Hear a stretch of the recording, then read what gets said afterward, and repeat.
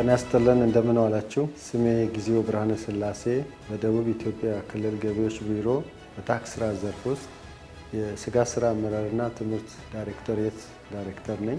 ዛሬ የምንመለከተው ርዕሳችን በየሶስት ወሩ የሚከፈል ቅድመ ግብር ላይ ነው። ከተለያዩ ግብር ከፋዮችና ከተለያዩ አካባቢዎች የተለያየ ጥያቄዎች ይነሳሉ። ይህ ግብር ለምንድን ነው የሚከፈለው?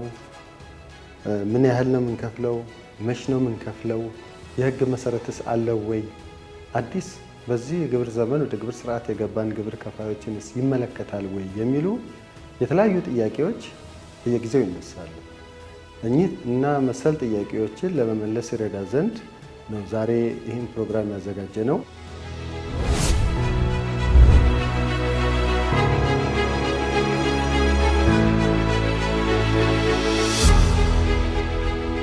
ግብር አከፋፈል ስርዓታችን ስራ ግብር የሚከፍሉ ግብር ከፋዮቻችን በየወሩ እንደሚከፍሉ፣ የሰንጠረዥ ለና ሐመርሃ ግብር የሚከፍሉት አከራይ ተከራይና ንግድ ትርፍ ግብር የሚከፍሉት በአመት አንዴ መሆኑ ይታወቃል።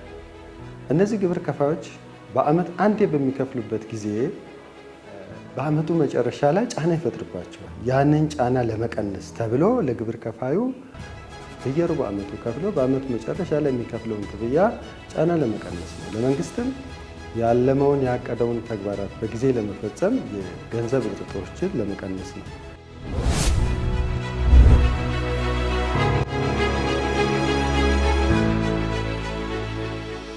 ይህንን የአከፋፈል ስርዓት የህግ መሰረት የያዘውና ፌዴራል የገቢ ግብር ማሻሻያ አዋጅ ቁጥር 1395/2017 አንቀጽ 89 ላይ በተቀመጠው መሰረት ሁለቱም ደረጃዎች የደረጃ ሀና ለግብር ከፋዮች አመታዊ ግብራቸውን ከፍለው ካጠናቀቁ ከ3 ወር በኋላ ባለፈው የግብር ዓመት የከፈሉትን ግብር መሰረት በማድረግ 1/4ኛውን በየ3 ወሩ የሚከፍሉት ስርዓት በየዙሩ 3 ዙር ከከፈሉ በኋላ በአመቱ መጨረሻ ግብራቸውን ሲያመጡ በ3 ዙር የከፈሉት ቅድመ ግብር ተቀንሶ ቀሪዋን ብቻ ነው የሚከፍሉት እና በየግብር ደረጃው ለያይተን ስንመለከት በቅድሚያ የደረጃ ሀሌታዋ ግብር ከፋዮች አመታዊ የግብር መክፈያ ወቅታቸው እንደሚታወቀው ከሐምሌ 1 እስከ ጥቅምት 30 ይህን የክፍያ ጊዜያቸውን ካጠናቀቁ በኋላ ህዳር፣ ታህሳስ፣ ጥር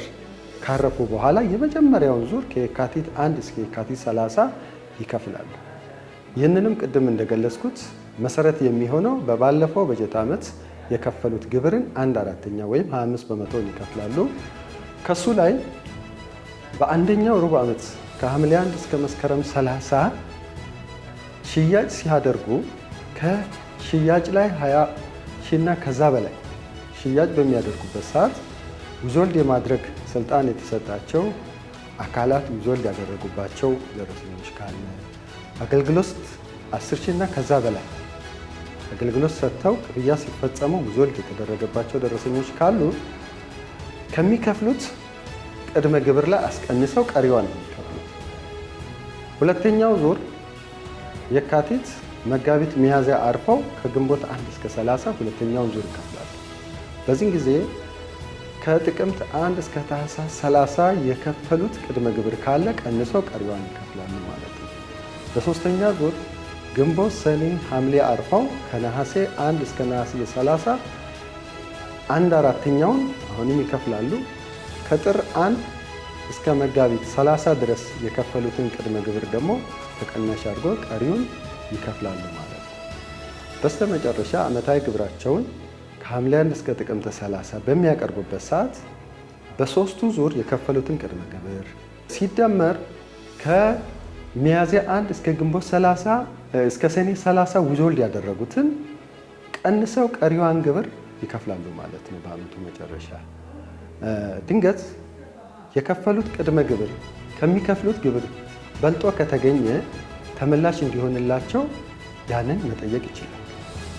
በመቀጠል ደረጃ ለግብር ከፋዮች የግብር መክፈያ ወቅታቸው ከሐምሌ 1 እስከ ሐምሌ 30 ነው። የእነሱም የግብር መክፈያ ወቅታቸው እንዳበቃ ነሐሴ፣ መስከረም፣ ጥቅምት ካረፉ በኋላ ከህዳር 1 እስከ ህዳር 30 የመጀመሪያውን ዙር ባለፈው ዓመት የከፈሉትን ግብር 1/4 ይከፍላሉ። ህዳር ታህሳስ ጥር ካላለፈ በኋላ ሁለተኛውን ዙር የካቲት 1 እስከ የካቲት 30 1/4ኛውን ይከፍላሉ። የካቲት መጋቢት ሚያዝያ አርፈው ግንቦት 1 እስከ ግንቦት 30 የሶስተኛውን ዙር ይከፍሉና ከሐምሌ 1 እስከ ሐምሌ 30 ዓመታዊ ግብራቸው ላይ 3 ዙር የከፈሉት ተቀንሶ ቀሪዋን ብቻ ግብር እንዲከፍሉ ይደረጋል። በስተመጨረሻ በዚህ የግብር ዓመት ወደ ግብር ስርዓቱ የገቡ ግብር ከፋዮች ይሄ ቅድመ ግብር ስርዓት አይመለከታቸው። የመጀመሪያው ዓመት ስለሆነ መነሻ ባለፈው ዓመት የከፈሉት መነሻ ግብር ስለሌለ እነሱ በግብር መክፈያ ወቅት የሚጠበቅባቸውን ግብር አጠቃለው መክፈል ይጠበቅባቸዋል። የዛሬው ርዕሳችን በዚሁ ያበቃል። አመሰግናለሁ።